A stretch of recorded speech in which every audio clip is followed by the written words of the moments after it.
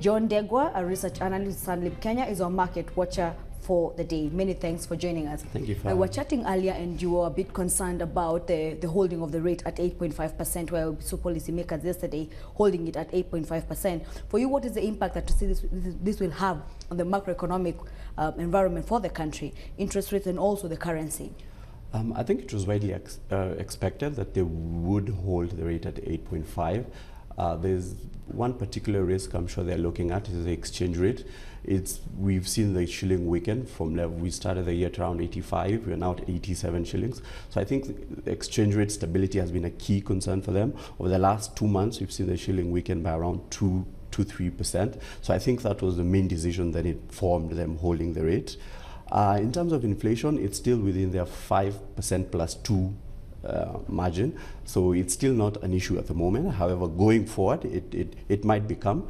Over the last 2 months, what has really affected inflation is base effects, because last year prices were a bit higher, so base effects, so inflation is tending to be higher.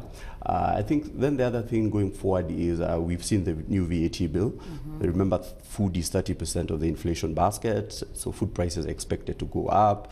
So in the 2, 3, 4 month horizon, inflation might be a concern for the central bank. Yes. Of course, the 16% has already taken effect as of yesterday, and you're seeing with things like animal feeds, processed milk, mobile phones will also have an increase in prices. But looking at the macroeconomic fundamentals, we are seeing the country saying that they're likely to do their debut Eurobond at about $2 billion US. Initially, they wanted 1. How do you see this affecting also the environment? I think the amount is key. Between, I think initially they had said 1, then they moved it to 1.5. It's now 2 billion.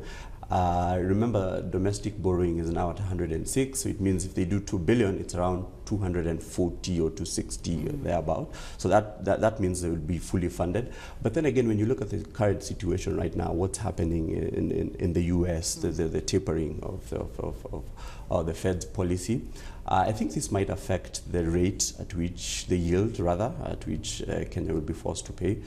I think investors at this point might include a higher risk premium because 1, yields in the US are rising. 2, with the ICC issue coming in almost at the same time, I have a feeling investors might load a higher risk premium, but nothing too off the curve. Yes. Given what you've just mentioned, we've seen other countries that have issued their sovereign bonds, like we had Rwanda, Zambia, all doing less than 7%. What is the rate you see Kenya attracting the bond at? It's very difficult to forecast what the rate would be, but I would imagine it would be anything above 7%. At most 8%. Yes, I think we might pay a premium above the last 3 issues. Yes. All right. Now let's veer off to the stock market, whereby we saw Mumia Sugar yesterday really punished by investors, shedding 6%, almost 6.6% to 3 shillings and 50 cents after they reported a pre-tax loss of 2.2 billion from a profit previously. So for you, how do you see this stock performing, especially in light of some of the things that they mentioned, including cane poaching? Well, they've had a very difficult 2 years. Revenues have been on a downward trend. Costs have sort of remained stable, if not ticked up.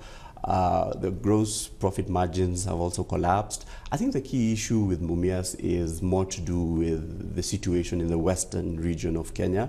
1, there's a lot of competition for a number of sugar millers. 2, so that brings in cane poaching. Yeah, there's a lot of cane poaching from competitors. Number 3, they've been running at below capacity because they cannot crush as much cane as their capacity. So revenues have been an issue. Remember, also retail prices have also been on a downward trend. So a blend of factors have worked against the company. Do you think the diversification program will do them some good? Well, revenues from sugarcane are still over 90% of total revenues. So that might take a while, and we just watch and see. Yes. And for you, how do you see investors, partaking of their stock today? I think it might get further hit. Yeah, if it's close to 3.5, it might get lower. You know, all the news gets priced in. Yeah, so I think the stock might correct downwards further. Yes. And why did we see a drop in Uchumi despite them reporting a 20% increase in pre-tax profit to about 489? The stock yesterday closed at 19 shillings, which was 3.5% lower. I think the good news had already been factored in the price, so it's just an issue of now the market now correcting to the information. Yes. But looking at the retail space, we've seen a lot of interest, including South African-based Massmart talking about coming into Kenya, and we are seeing Uchumi also now back on its feet. For you, what do you think of the retail space in terms of competition that we're likely to attract in the next couple of years?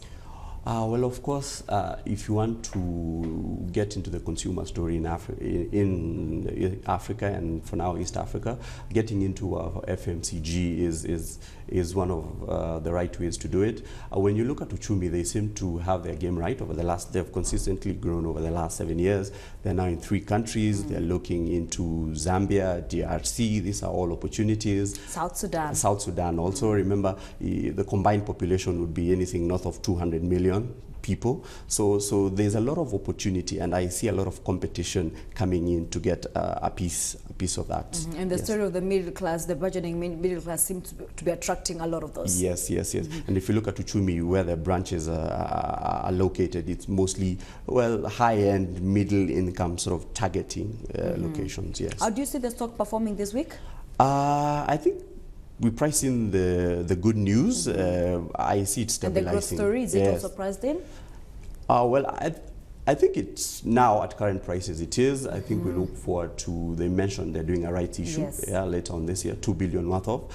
So once we start pricing that in, I think the stock might correct upwards. All right, as always, many thanks for joining us. Thank you. That is Ndegwa, a research analyst at Stanlib Kenya.